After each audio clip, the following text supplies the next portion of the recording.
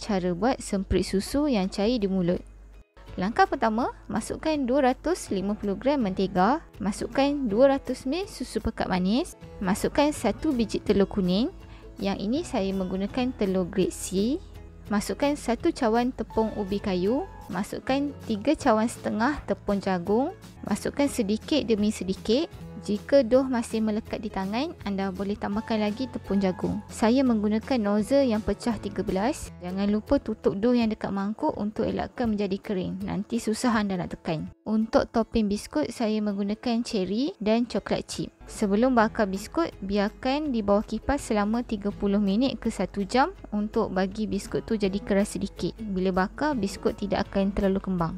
Bakar biskut pada suhu 160 darjah Celsius selama 25 minit ataupun mengikut kesesuaian oven masing-masing. Oven saya menggunakan api atas bawah bersama dengan kipas untuk keringkan biskut.